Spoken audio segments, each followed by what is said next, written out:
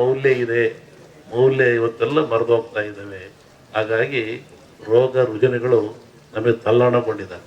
ನೆನೆಸ್ತಾ ಇದ್ದಾವೆ ಇವೆಲ್ಲ ಬಂದು, ಹುಷಾರಾಗಿರ್ರಿ, ಹಾಳಾಗಿ ಹೋಗಿಬಿಡ್ತೀರಾ, ಆ ವ್ರತ ಮಾಡ್ರಿ, ಆಚರಣೆಗಳು ಸ್ವಚ್ಛತೆ ಅಂತ ಚೆನ್ನಾಗಿರ್ರಿ ಅಂತೇಳಿ ಆಗ್ತಾಯಿದೆ.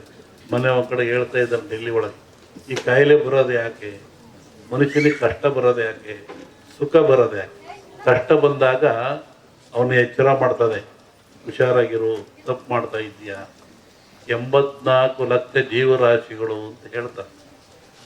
ಇನ್ನೊಂದು ಕಡೆ ದೇವರು ಒಬ್ಬ ಮನುಷ್ಯನನ್ನ 84 ಬಾರಿ ಮನುಷ್ಯನಾಗಿಯೇ ಹುಟ್ಟಿಸ್ತಾನಂತ, ಅದನ್ನು ಹೇಳ್ತಾನೆ. 84 ಬಾರಿ ಒಬ್ಬನನ್ನ ಮನುಷ್ಯನಾಗೆ ಹುಟ್ಟಿಸ್ತಾನೆ.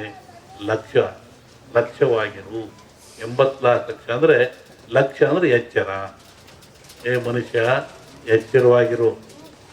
84 ಹುಟ್ಟಿದ್ದೀನಿ ಮನುಷ್ಯನಾಗಿ, ಎಲ್ಲೂ ತಿದ್ಕೊಳ್ತಾ ಇಲ್ಲ, ಎಲ್ಲಿನ ಅರಿವು ಮಾಡ್ಕೊಳ್ತಾ ಇಲ್ಲ, ನಿನ್ನ ಕೆಲಸ ನೀನು ಮಾಡ್ತಾ ಇದ್ದೀಯ ಅಂತೇಳಿ ಲಕ್ಷ್ಯವಾಗಿರು, ಎಚ್ಚರವಾಗಿರು ಅಂತೇಳಿ 84 ಬಾರಿ ಹುಟ್ಟಿಸಿ ಅಲ್ಲಿ ತಿದ್ದೆ ಹೋದಾಗ ಮತ್ತೆ ಅವನಿಗೆ ಪಶು ಮುಕ್ತಿಯಾಗಿ ಕೊಡ್ತಾನೆ. 84 ಲಕ್ಷ ಜೀವರಾಶಿಗಳು ಬರ್ತವೆ. ಹಾಗಾಗಿ ಈ 21 ಲಕ್ಷ ನೀರಿನಲ್ಲಿ, 21 ಲಕ್ಷ ಭೂಮಿಯಲ್ಲಿ, 21 ಲಕ್ಷ ಗಾಳಿಯಲ್ಲಿ, 21 ಲಕ್ಷ ದೇಹದಲ್ಲಿ, ಯೋನಿಯಲ್ಲಿ ಈ ಆತ್ಮ ಅನ್ನತಕ್ಕಂಥದ್ದು ಬರಬೇಕು. ಎಷ್ಟು ಕೋಟಿ ವರ್ಷ ಆಯಿತು. ನೀರಿನಲ್ಲಿ 21 ಲಕ್ಷ, ಗಾಳಿ ಕ್ರಿಮಿಕೀಟಗಳು ನೋಡೋಕ್ಕಾಗಲ್ಲ ಅಂಥ ಕ್ರಿಮಿಕೀಟಲ್ಲಿ ಬಂತು ಆತ್ಮ. ಇದು ಭೂಮಿಯಲ್ಲಿ ಬಂತು, ದೇಹದಲ್ಲಿ ಬಂತು. ಏನಾಯ್ತು ರೀ ಕಾಯಿಲೆ, ಅವನಿಗೆ ಕ್ಯಾನ್ಸರ್ ಆಗಿತ್ತು, ಕೊಯ್ದರೆ ಆ ಹುಳುವೆಲ್ಲ ಮನು ಅಂತಾಯಿತು ಅಂತ ಡಾಕ್ಟ್ರ್ ಕೇಳ್ರಿ ಹೇಳ್ತಾರೆ. ಏನಂತ ಇಲ್ಲಿ ಕೂತಾರೆ ಡಾಕ್ಟ್ರು, ತಲೆನೋವು, ಏನು ತಲೆನೋವು, ಅಲ್ಲಿ ಕೀಟಗಳು ಬಾಧಿಸ್ತಾ ಇರ್ತವೆ. ಹಿಂಗೆ 21 ಲಕ್ಷ, 84 ಲಕ್ಷ ಜೀವರಾಶಿಗಳಲ್ಲಿ ಆತ್ಮ ಅನ್ನತಕ್ಕಂಥದ್ದು ಬಂದದೆ. ಈ ಆತ್ಮ ಕಡೆಯದಾಗಿ ಬರುವಂಥದ್ದು ಮಾನವ ಜನ್ಮ. ಅಕ್ಕಮಹಾದೇವಿ ಹೇಳ್ತಾಳೆ, ಬಂದೆ ಭಾರದ ಯೋನಿಯಲ್ಲಿ ಬಂದೆ. ಇಂದಡ ಜನ್ಮ ಏನಾದಡಾಗಲಿ, ಈ ಜನ್ಮದಲ್ಲಿ ಕಾಯೋ ಚೆನ್ನಮಲ್ಲಿಕಾರ್ಜುನ. ಅಂದರೆ ನಾನು 80 ಲಕ್ಷ ಯೋನಿಯಲ್ಲಿ ಬಂದೆ. ಎಲ್ಲೆಲ್ಲಿ ಚೋಳು ಬಸರಾಗ್ತದೆ ಅದಕ್ಕೆ ಯೋನಿ ಇಲ್ಲ. ಹೊಟ್ಟೆಯನ್ನು ಹೊಡೆದು, ಬೆನ್ನನ್ನು ಹೊಡೆದು ಮರಿಯನ್ನು ಕೊಡ್ತದೆ, ಸಾಯ್ತದೆ. ಯೋನಿ ಇಲ್ಲ. ಅದು ತನ್ನ ವಂಶ ಕೊಡಬೇಕಂತ ಬೆನ್ನು ಹುಡ್ಕೊಂಡು ಸಾಯ್ತದೆ. ಹಾಗೆ ಇಂತಹ ಯೋನಿಯಲ್ಲಿ ನಾನು ಬಂದಿದ್ದೀನಿ. ಈಗ ಮನುಷ್ಯನಾಗಿ ಕಡೆಯ ಜನ್ಮಕ್ಕೆ ಬಂದಿದ್ದೀನಿ. ಇಲ್ಲಿ ಕಾಪಾಡು, ಭಗವಂತ ಕಾಪಾಡು. ಇಲ್ಲಿ ಏನು ಮಾಡ್ತಾ ಇದ್ದೀರಿ ನೀವು? ಎಲ್ಲಿಂದ ಬಂದೆ, ಯಾತಕ್ಕೆ ಬಂದೆ, ಎಲ್ಲಿಗೆ ಹೋಗ್ತಾ ಇದ್ದೀಯಾ, ಈ ಚಿಂತನೆ. ಎಲ್ಲ ಜನ್ಮದಲ್ಲಿಯೂ ಮಾತನಾಡೋದಿರಲ್ಲ, ವಿವೇಕ ಇರಲ್ಲ, ಜ್ಞಾನ ಇರಲ್ಲ. ಆದರೆ ಈ ಜನ್ಮದಲ್ಲಿ ಮಾತ್ರ ಎಲ್ಲವೂ ಇರ್ತದೆ. ಯಾವುದನ್ನು ತಿನ್ನಬಾರದು, ಯಾವುದನ್ನು ತಿನ್ನಬೇಕು, ಯಾವುದನ್ನು ನೋಡಬೇಕು, ಯಾವುದನ್ನು ನೋಡಬಾರದು, ಯಾವುದನ್ನು ಆಡಬೇಕು, ಯಾವುದನ್ನು ಆಡಬಾರದು. ಈ ಚೇತನ ಶಕ್ತಿ ಭಗವಂತ ಮನುಷ್ಯನಿಗೆ ಕೊಟ್ಟಿದ್ದಾನೆ.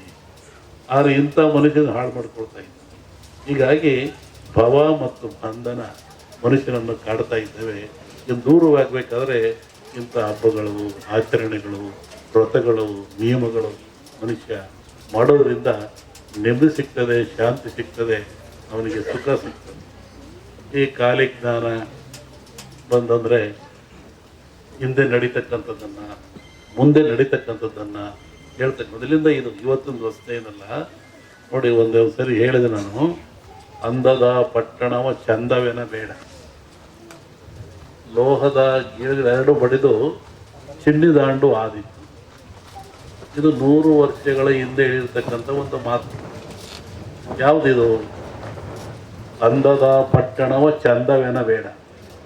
ಅಮೇರಿಕಾ ದೇಶದಲ್ಲಿ ಪೆಂಟಗಾನ್ ನಗರವನ್ನು ಕಟ್ಟಿದರು. ಲಕ್ಷಾಂತರ ಜನ ವಾಸ ಮಾಡುವಂಥ ಪೆಂಟಗಾನ್ ನಗರವನ್ನು ಕಟ್ಟಿದರು. ಯಾವ ಥರ ಕಟ್ಟಿದರು?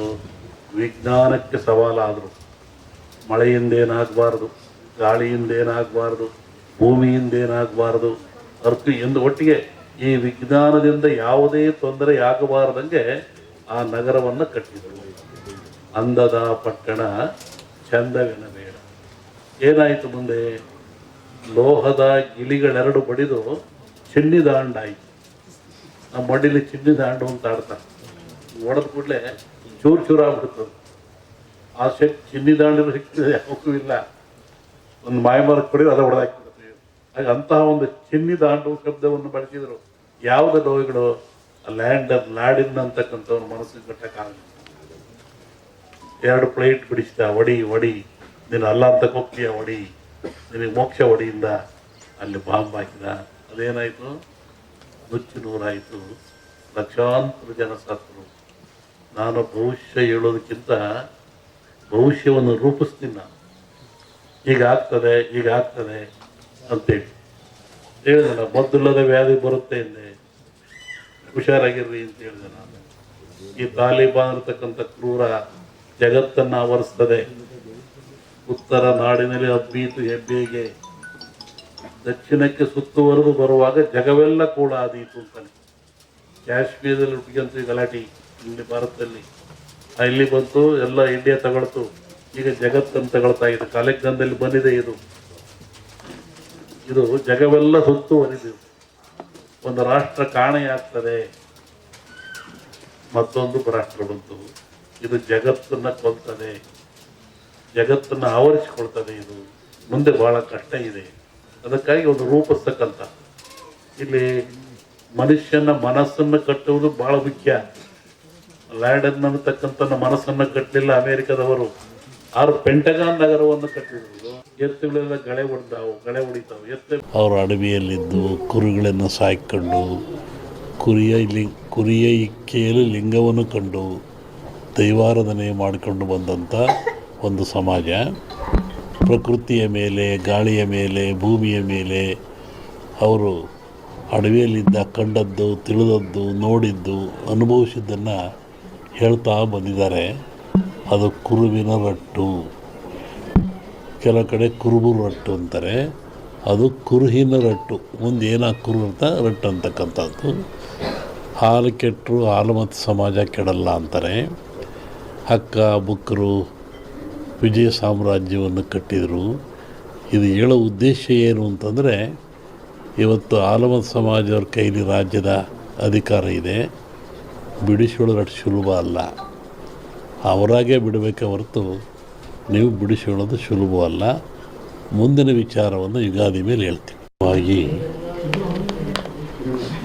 ಒಂದು ಭವಿಷ್ಯದ ಚಿಂತನೆ ಏನು ಅಂದರೆ, ನಮ್ಮಲ್ಲಿ 2 ಭಾಗ ಮಾಡ್ತಾರೆ.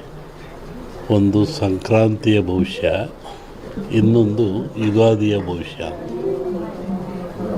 ಸಂಕ್ರಾಂತಿಯ ಭವಿಷ್ಯ ರಾಜರಿಗೆ, ಮಹಾರಾಜರುಗಳಿಗೆ, ದೊಡ್ಡ ದೊಡ್ಡ ವ್ಯಾಪಾರಸ್ಥರಿಗೆ ಮತ್ತು ಅನೇಕ ಘಟನೆಗಳು ಬರುವಂಥದ್ದು ಸಂಕ್ರಾಂತಿ ಪುರುಷನ ಮೇಲೆ ಹೇಳುವಂಥದ್ದು. ಇದು ಈಗ